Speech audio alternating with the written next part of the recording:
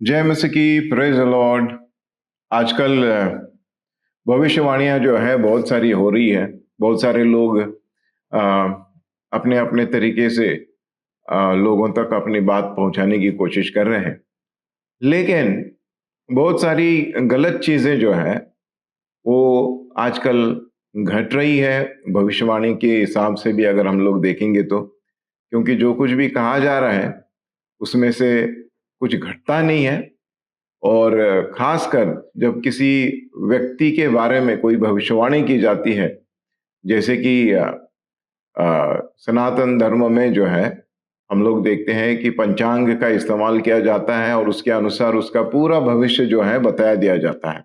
कुछ ऐसा ही अब मसीह लोगों के साथ घट रहा है, क्योंकि ये जो भविष्य वक्ता है वो ऐसी भविष्यवाणियां कर रहे हैं जो किसी व्यक्ति के बारे में हो। जैसे कि तुम्हें मकान मिलेगा, तुम्हें गाड़ियां मिलेगी, तुम्हें बहुत सारा पैसा मिलेगा, फलाना फलाना। तो ये सारी बातें जो हैं ये बहुत पुराने काल से चल रही है, कोई नई बात नहीं है। तो हम लोग इसी के बारे में चर्चा करने वाले हैं, क्योंकि जो सच्चाई है वो उजागर होना जरूरी है, वो सब लोगों के सामने आना जरूरी है। हाल ही में मैंने एक पोस्ट की थी और मैंने क्रिश्चियन समुदाय से ये विनती की थी कि इन सारी चीजों से जो है आप प्रभावित ना हो, क्योंकि ये कोई नई बात नहीं है, जैसे मैंने पहले भी कहा। तो हम लोग थोड़ा इसको परमेश्वर के वचन से देखने की और समझने की कोशिश करते हैं, क्योंकि ये बातें घटने वाली थी, घटने वाली है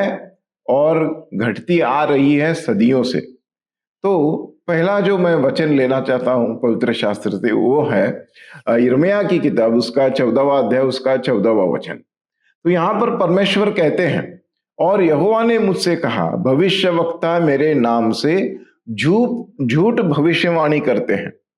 मैंने उन्हें नहीं भेजा, ना मैंने उन्हें आदेश दिया, ना उनसे बात की।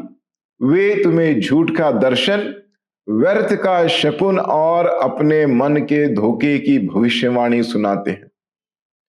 तो ये यिर्मयाह के काल में भी कुछ भविष्य वक्ता जो हैं वो हुआ करते थे, जो गलत भविष्यवाणियां करते थे और लोगों को डराने की कोशिश करते थे, धमकाने की कोशिश करते थे। तो ये जो बातें हैं इनसे हमें बचना चाहिए। क्यों बचना चाहिए ये भी मैं आगे चलकर आपको बताऊंगा, लेकिन पहले और एक वचन को समझने की कोशिश करते हैं। लैमेंटेशंस की किताब, उसका 2 अध्याय, उसकी 14वीं आयत को देखेंगे।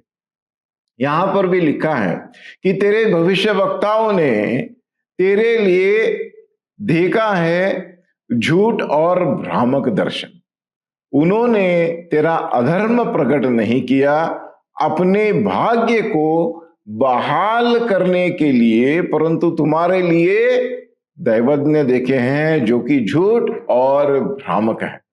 तो परमेश्वर का वचन ये बार बार हमें समझाने की कोशिश कर रहा है कि जो भी भविष्यवक्ता इसके पहले भी हुए हैं, जिसमें बहुत सारे झूठ भविष्यवक्ता हैं, उनसे बचकर रहने के लिए हमें कहा गया है। ये हम लोग देख रहे थे कुछ उदाहरण जो है वो पुरानी वाचा से। अब नई वाचा में निकल कर आते हैं। नई वाचा में सबसे इंपॉर्टेंट, जो सबसे महत्वपूर्ण बात कही है वो खुद यीशु मसीह ने कही है। वो कहते हैं मत्ती की 7वें अध्याय के 15वीं वचन में, झूठे भविष्य वक्ताओं से सावधान रहो। ये चेतावनी खुद यीशु मसीह ने दी है। वो कहते हैं कि जो भेड़ के भेष में तुम्हारे पास आते हैं, परंतु अंदर में भूखे भेड़िए की तरह है। तो हमें खुद यीशु मसीह ने चेतावनी दी है, सावधानता बरतने के लिए कहा है कि ऐसे लोगों से बचकर रहो। आगे वो कहते हैं मत्ती की किताब में है 24वां अध्याय, उसका 11वां वचन, और बहुत से झूठे भविष्यवक्ता उठ खड़े होंगे और बहुतों को भरमा देंगे। तो भरमाने का काम जारी है। जैसे कि खुद यीशु मसीह ने कहा, उसके अनुसार हम लोग देखते हैं कि भरमाने का जो काम है वो आज की तारीख में जारी है। बहुत सारे झूठे भविष्यवक्ता भविष्यवाणियां कर रहे हैं, बहुत सारे तरह से लोगों को डराने की कोशिश कर रहे हैं, धमकाने की कोशिश कर रहे हैं। मैं ये इसलिए कह रहा हूं बार बार, क्योंकि कुछ लोग ऐसे हैं जो कह रहे हैं कि भारतवर्ष में ऐसा होगा, भारतवर्ष में वैसा होगा, यहाँ पर भूकंप आएगा, वहां पे कोहराम होगा, ये होगा, वो लोगों को डराने का काम हो रहा है। लेकिन मैं आपको आश्वस्त करना चाहता हूं, मैं आपको ये बात जो है बताना चाहता हूं कि परमेश्वर ने हम सब लोगों को, खासकर मसीह लोगों को, एक ऐसे राष्ट्र में जन्म दिया है। परमेश्वर का महिमा हो, परमेश्वर का गौरव हो। दुनिया का सबसे बड़ा मिशन फील्ड भारत है और इस भारतवर्ष में हमारा जन्म हुआ है। और जो परमेश्वर ने जिम्मेदारी हमें सौंपी है वो ये है कि जाओ, प्रचार करो ये जो गुड न्यूज है, इस गुड न्यूज का, और लोगों को जो मैंने आपको सिखाया है वो सब सिखाकर चेले बनाओ। तो हम लोगों को, हमारा जो ध्यान है वो इस बात पर केंद्रित करना है, क्योंकि जो प्रकाशित वाक्य की किताब है, रहस्योद्घाटन की किताब है, उसमें सारी भविष्यवाणियां की गई है। परमेश्वर ने खुद अपने पवित्र आत्मा के माध्यम से लोगों को यह समझाने की जी तोड़ कोशिश की है कि अंत के दिनों में क्या होगा। तो हमें, अगर हम लोग अपना पवित्र शास्त्र खुद खोलकर पढ़ेंगे तो ऐसे किसी भविष्यवक्ता की भविष्यवाणी को सुनने की जरूरत नहीं होगी, क्योंकि सब कुछ हमारे हाथ में लिख कर, छाप कर, एक पुस्तक की तरह अब परमेश्वर ने हमें दिया है।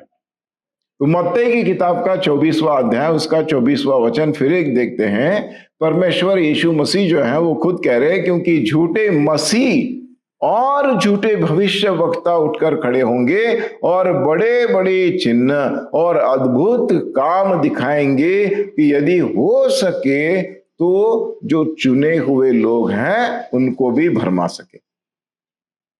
तो अब हमें इसे बहुत ही गंभीरता से लेना है।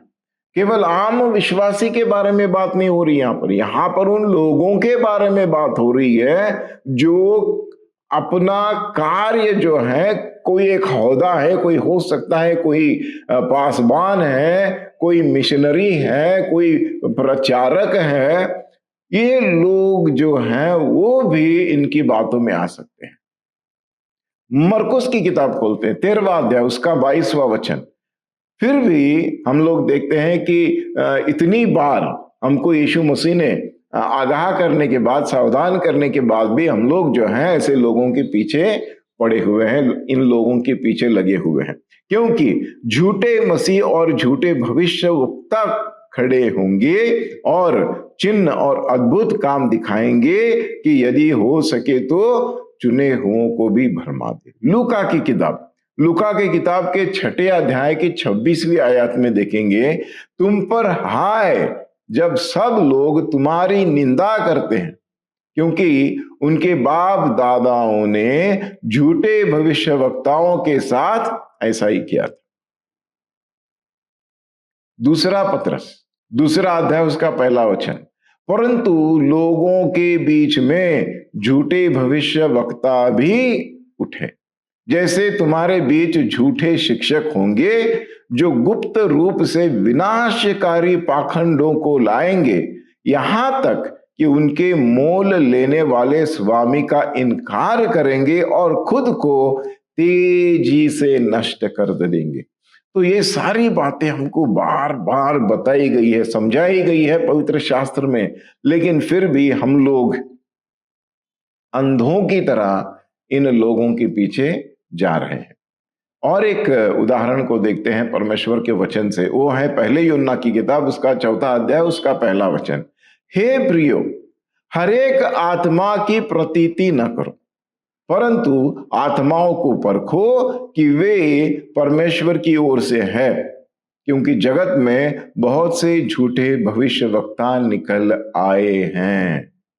हम लोगों को ये समझना जरूरी है कि हर कोई व्यक्ति जो एक भविष्यवक्ता होने का जिसने ठेका लेके रखा है, वो भविष्यवक्ता नहीं है। हम लोगों को हर चीज को परमेश्वर के वचन के साथ तोल कर देखनी है, उसको परखना है और उसको समझने की कोशिश करनी है कि क्या ये भविष्यवाणी सच है या नहीं है। इब्रानी की किताब उसका पहला अध्याय, उसके पहले 4 वचन में आप लोगों के लिए पढ़ता हूं और फिर हम लोग इस विषय को यहीं पर समाप्त कर देंगे। इसे और गहराई से समझने की हम लोग कोशिश कर सकते हैं, लेकिन फिलहाल आज के लिए इतना ही, और इसे हम लोग खोद कर और गहराई में जाने की कोशिश जरूर करेंगे आने वाले दिनों में। तो इब्रानी की किताब पहला अध्याय, उसके पहले 4 वचन 1 से लेकर 4 तक। बहुत समय पहले कई बार और कई तरीकों से परमेश्वर ने भविष्य वक्ताओं के माध्यम से हमारे पूर्वजों से बात की थी, लेकिन इस लेकिन को समझना जरूरी है। लेकिन इन अंतिम दिनों में उन्होंने अपने बेटे के माध्यम से हमसे बात की है, जिसे उन्होंने सभी चीजों का उत्तराधिकारी नियुक्त किया है और जिसके माध्यम से उन्होंने दुनिया भी बनाई है। वो परमेश्वर की महिमा की चमक और उसके स्वभाव के सटीक छाप है, और वो अपनी शक्ति के शब्द से इस पूरे विश्व को जो उसने बनाया है, जो हमें दिखाई देता है और जो हमें दिखाई नहीं देता है, वो सब जो उन्होंने बनाया है उनको संभालता है।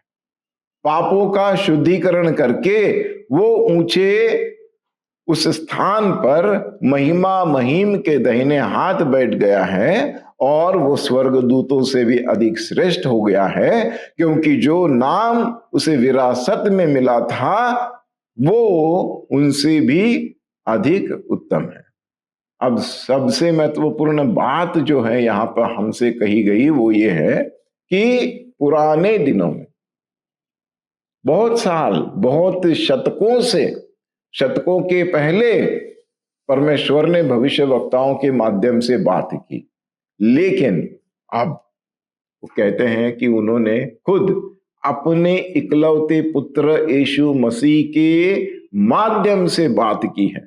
अब इस बात को समझने की जरूरत है कि क्या अब हमें किसी और भविष्यवक्ता की जरूरत है, किसी और भविष्यवक्ता की बातों को सुनने की जरूरत है? अगर हम लोग यीशु मसीह की बातों को सुनेंगे, उन्हें समझेंगे, तो हमें किसी अन्य भविष्यवक्ता पर निर्भर होने की जरूरत नहीं है। क्यों?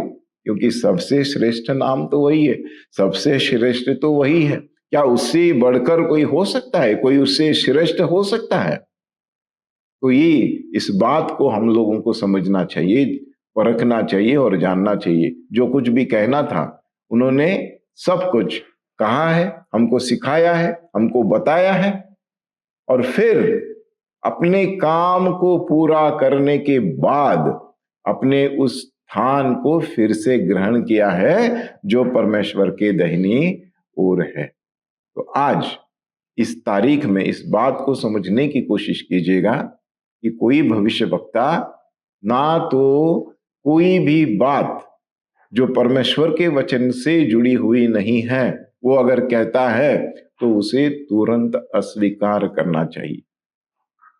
किसी भी बात पर भरोसा नहीं करना है, केवल परमेश्वर के वचन पर भरोसा कीजिए। अगर आप और ज्यादा समझना चाहते हैं, जानना चाहते हैं, तो नया वाचा जो है, उस नया वाचा में जितनी पत्रियां लिखी गई है, चाहे पौलुस की हो, चाहे यूहन्ना की हो, चाहे पतरस की हो, चाहे यहूदा की हो, सब पत्रियों को पढ़ लीजिएगा और अंत में प्रकाशित वाक्य की किताब खोलकर उससे भी पढ़ लीजिएगा। इन सारी पत्रियों में, इन प्रकाशित वाक्य की किताब में अंत के समय में जो घटना घटने वाली है उन सारी चीजों को एक अच्छे तरीके से, एक सटीक रीति से हमको बताने की और समझाने की कोशिश की गई है।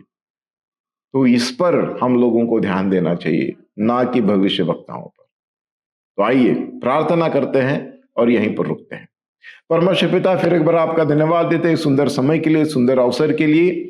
और परमेश्वर पिता, जिन वचनों को हम लोगों ने पढ़ा है और जिस विषय पर हम लोगों ने मनन किया है, मैं विश्वास करता हूं परमेश्वर पिता कि ये आपका वचन और जिन चीजों पर हम लोगों ने मनन की है, ये सारी बातें हमारे हृदय में अपना स्थान पाएगी।